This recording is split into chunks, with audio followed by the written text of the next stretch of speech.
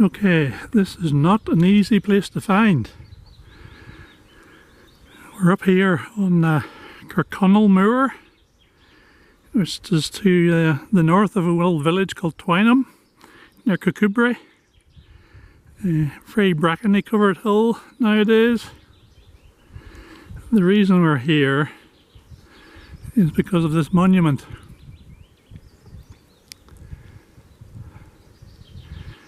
So in 1685 there was 5 Covenanters were killed on the spot. The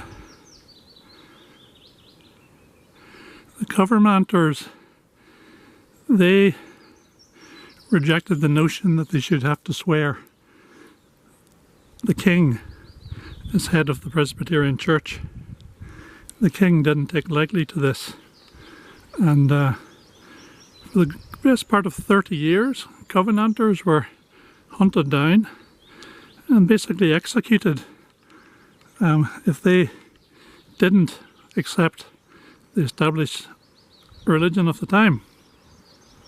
1665, there was a battle that year called the Battle of Bothwell Bridge, which the Covenanters lost, and there were a lot of men, fugitives on the hills at that point. And these 5 men here, and the leader was a man called John Bell, I believe, but I'll check that later. They were spotted by some dragoon soldiers. The dragoons were on horses, so they were able to catch them up quite quickly. They knew they couldn't run away, so they asked for mercy. The dragoons had no intention of giving them mercy, and their captain, or their leader rather, was a man called Grierson of Lag, quite a notorious man in his day. He shot John Bell dead, and then the rest of his soldiers shot the other 4. So the interesting thing about this is the 5 men who were killed, this is the spot they were killed right here. It's a little hollow. The interesting thing about this is 4 of the men, their families claimed them, and they were returned and buried in their own graveyards, in their own churches. But there was one man, James Clement, without an S. He was described as a stranger in the area, and nobody claimed him, and therefore nobody wanted to bury him. So he was buried here on the spot, and this stone marks where he is buried. Now this is interesting to us because we've been doing our family history recently. We've done some DNA analysis, and we are a good match for a family of Clements without the S in America. And they can trace their family roots back to 1720 to another James Clement. And that James Clement was son of a Presbyterian minister who fled Scotland to go to County Tyrone. And he fled Scotland because of religious persecution. So that says that he was a Covenanter. And he must have fled to Ireland, I guess 1680s as well. The killing times is over. 1688, 1690 I think.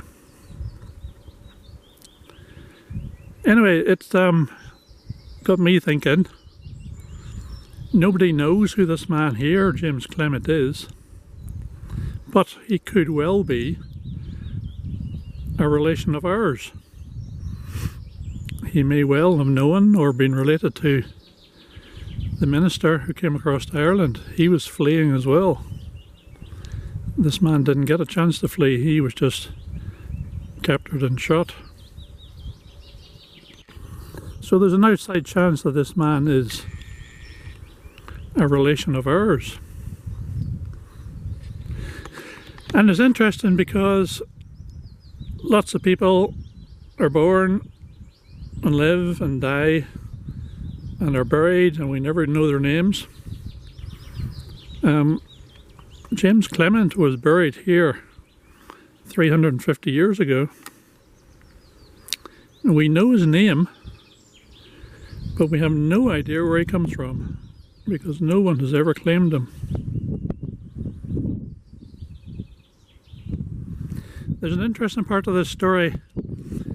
In 1828, there's a group of people from Kirkconnel came up here. They were called phrenologists. They were interested in studying people's skulls. And because James Clement was known as a religious fanatic, or regarded that way anyway, and he was buried here on unconsecrated ground, they decided they would come here and dig him up. So the story is they had his body dug up, and there was a bird called out and spooked them. And the men ran off and left the body here. And sometime later, some people came up from the village and reburied him. All except for his head. So one of the men who buried him was called John Morrison, who was quite a famous land surveyor, portrait painter, wrote poetry as well. Did some work with Thomas Telford, who built bridges all over the place. John Morrison took the head home with him, and he kept the head until he died. And bizarrely, he had James Clement's head buried with him in his coffin, which is in the churchyard at Tongland, which we'll see in the next video. So there's a man buried here with no head, and his head is buried about 10 miles away in a coffin in Tongland, in a coffin with two heads in it. It's just an astonishing story. Anyway, I came here today to see James Clement. I've always understood growing up that Clements was an English name, especially with the S on the end. And the area we come from in County Tyrone it was settled or planted by English landlords, English tenants. So I always thought English name, English area, probably English ancestry. The only contradictory thing was the fact that we were Presbyterian. So we've had this DNA analysis done, which forms a link with a family near Boston at the moment. And that allows us to trace our family tree back to the early 1700s and arguably into the late 1600s. And I had heard of James Clement the Covenanter 30 years ago, and I was aware that Clement without the S was a Scottish surname. I had no idea that perhaps our Clements in Ireland came from Scottish Clement and then had the S added at a later date.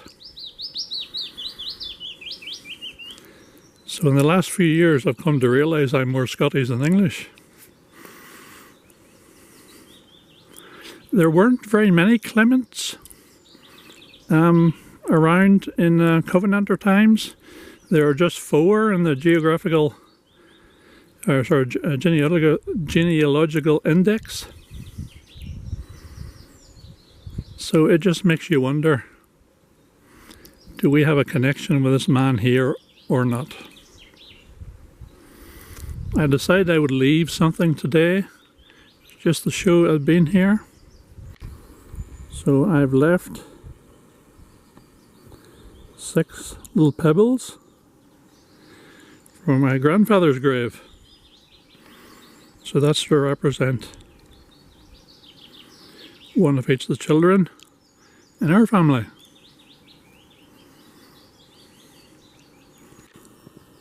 Maybe no connection with this man at all, but no one else is claiming him, so maybe we should. I think there is an outside chance that this is important in our family history. And even if he's not a direct ancestor of ours, this tells us an awful lot about what was going on in Scotland at the time and why people felt they needed to flee and come to Ireland to try and find a better place.